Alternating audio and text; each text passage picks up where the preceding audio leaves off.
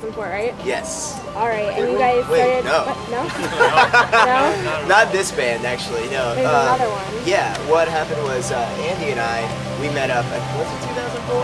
2004, yeah. Alright, 2004, and we started playing this band From Atom to Atom. And then later on, after a Suicide Machine show, which changed our lives, Logan joined the band. And we had all been playing in different bands together back and forth, and it got to a point where we wanted to kind of change it up a little bit and get a solid lineup. And so we knew Daniel really well, and so he had been playing in bands that Logan had been in, and just all over. So we decided, you know, this would work, and once we had our chance, we did that. When was that? That was 2007, actually.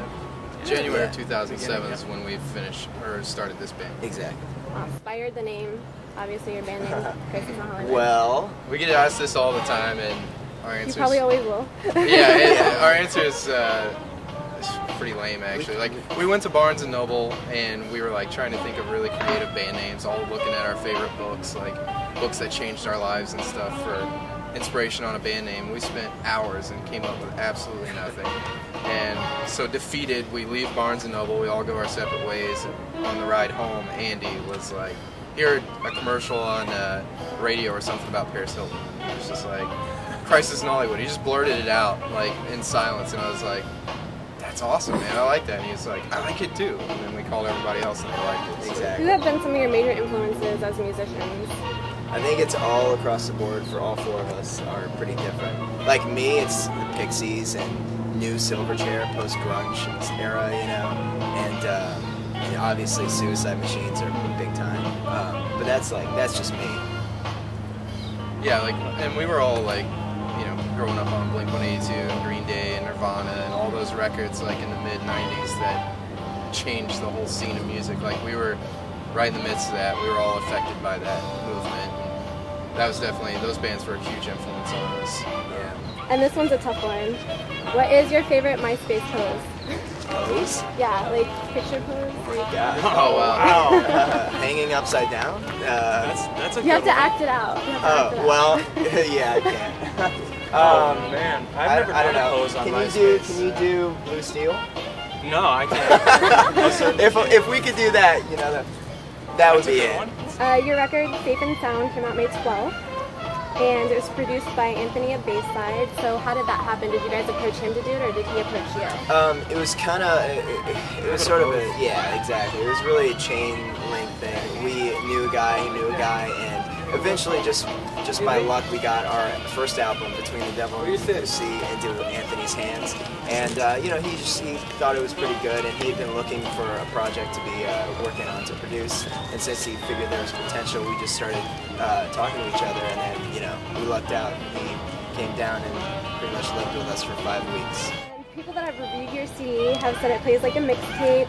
You guys have found your distinct sound. It's fresh and original. So when you guys were writing the material for it, what goal did you have?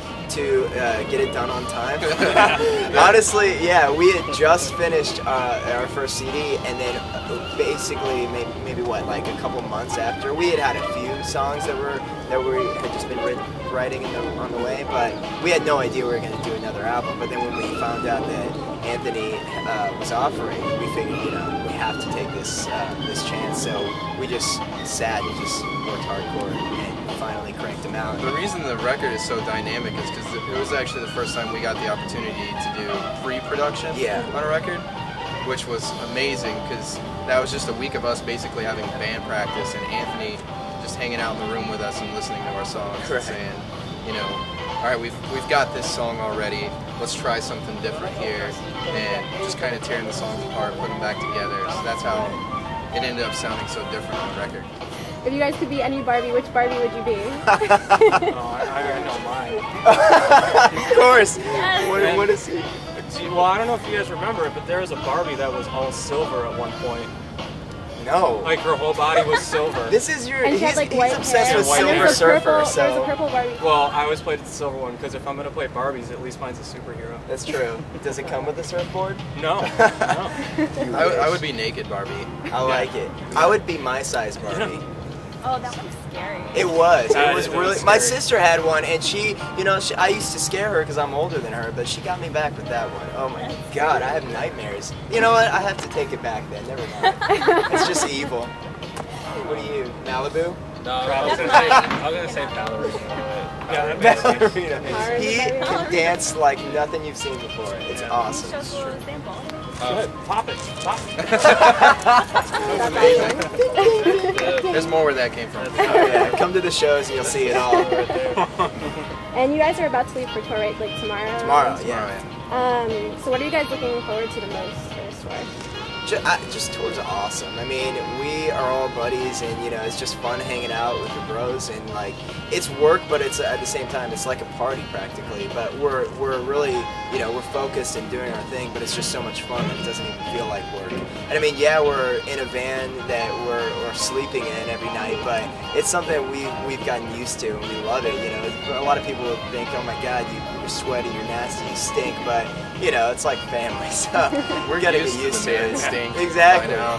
And it really is just a big road Now trip. it's something we miss on our off days. You know? I miss my bench when I'm at home. Exactly. I'm on my nice mattress. This tour is awesome for me because we're actually kicking it off in my home state. I came from Tennessee, and we're playing in Knoxville for the first show, so I get to see all my family members, all my old friends and stuff. And last time we played in Knoxville, his family brought in hardcore. So. Oh yeah, that was one of the highlights of the People last go off tour. up there. It's awesome. And it's, you know, we get to play Florida a lot, which it's awesome, you know, we love it, but just being able to get out to states where we're not really there that often, the people that know us there and that like to see us, you know, it's just, the energy's different, you know, because they only get a couple of chances every now and then whenever we get out there, so. And what's your ultimate goal? Well, I like to not have to come back to do odd jobs every fucking time in between tour. I mean, I think all of us. I'm not gonna say we want to be, you know, the Jonas Brothers or anything, but no offense to them. It's just we're not. I don't think that we have to get that high. I just would like this to be a career, basically. We all take it seriously. That's why we do it as much as we do it, and we just.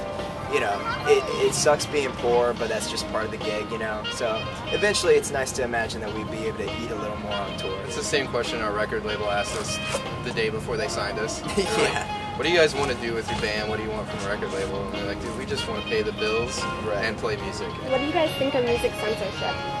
Stupid. It's art. You know, why are you gonna? You know, just because. Sure, some people think that it's just gonna be all censorship is cutting out or bleeping like curse words, but that's not what it is. It's they cut so much. You know, Green Day just had to pull their album, or not even pull. They just didn't put it in Walmart because you know what are they really? If you see a parental advisory thing, how hard is it to ID a kid? You know, Right, and that's their parents' job. Exactly. That's not like artists make music for a reason. It's not Right. so that they can give it to certain people. It's so they can give it to whoever wants it. If you want to know how we feel about censorship, just see Family Guy. Exactly. So you guys don't feel that it's limited you as an artist? We haven't run into a problem. Actually, yes, we have Yeah. run into a problem. We've played, you know what, Christianity's awesome. You know, do your own thing, whatever. It's not really all we're about. We're not, obviously, we're just not religious. But we've had to play some shows where they say specifically, you know, well, we need to go through your lyrics with a fine-tooth comb, blah, blah, blah. It's like, you know what, if a couple words are going to make you go puke because you're so upset, you know, get over it. We've been banned from venues for profanity. your What's lyrics? really messed up about it is it wasn't even because of our songs either. Our songs are generally pretty clean. I Yeah, mean, there are we no really curse have- words, you know, it's like, and mean, some of it's the just some of the subject subject matter, really. The one venue was just because Adrian, he really likes to say fuck in between songs. No, that was the old me. It's, well, He's reformed. Yeah. now he says shit. Now I goddamn. found Jesus, so.